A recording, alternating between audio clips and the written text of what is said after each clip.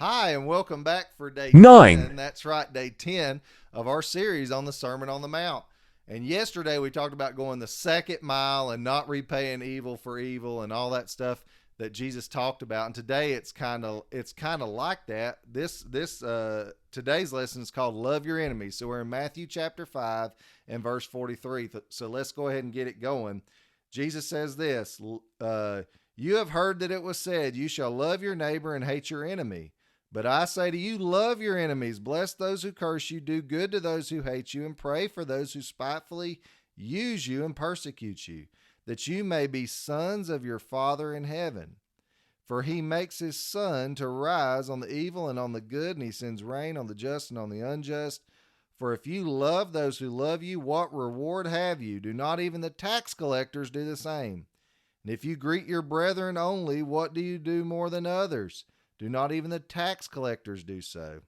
Therefore you shall be perfect, just as your Father in heaven is perfect. Wow. Jesus says, hey, you've heard it said to love your neighbor, and we all know that command. Love God, love our neighbor. We know that. Love God, love our neighbor.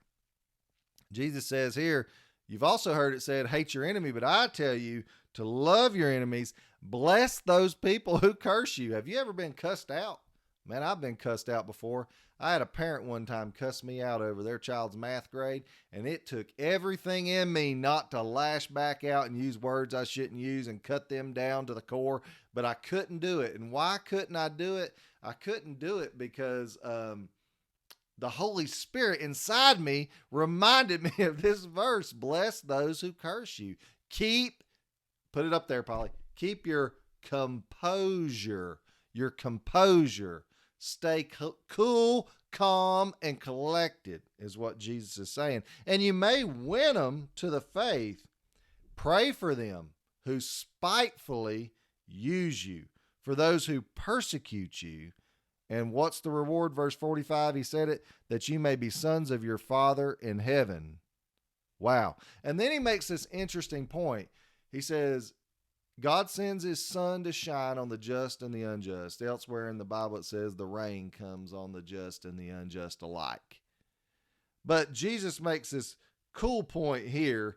He says, if all you ever do in life is just be good to the people who are good to you, are you any different than the heathen people, the tax collectors, the ungodly, is what he's saying?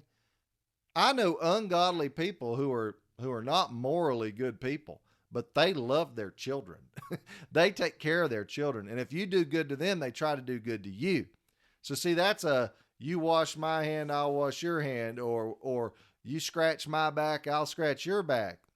So what Jesus is saying is, in worldly terms, that's nothing. Everybody ought to do good to people who do good to them. But what he's saying here is, if you want to be sons of God, man, you've got to bless the most unlovable. You have to love the most unlovable. Think about how hard that is. I want to punch the unlovable. The people who are mean to me and my family, talk bad about us. They try to sabotage me. I want to hurt them, but the Holy Spirit won't let me. And why? Because this scripture right here, to love my enemies. Do you have some enemies in your life right now? Some people you're at odds with? Jesus would tell you, go make peace with them if it's at all possible. Everything, as much as depends on you, make peace and live peaceably with all people. That's Paul's words, I think, to the Romans too. I hope you've liked this. I hope you've enjoyed it. I hope some condemnation. No, let's not use that word. Let's say conviction. Some conviction from the Lord is upon you if you have some enemies that you need to forgive, even if they're not forgivable, and even if they don't admit fault. Don't give them power over you by hanging on to that hatred. I hope you've enjoyed this. Don't forget to like, share, comment, subscribe.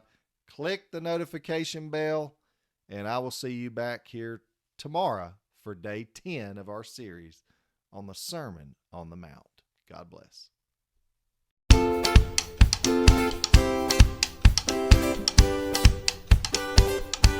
Subscribe for more.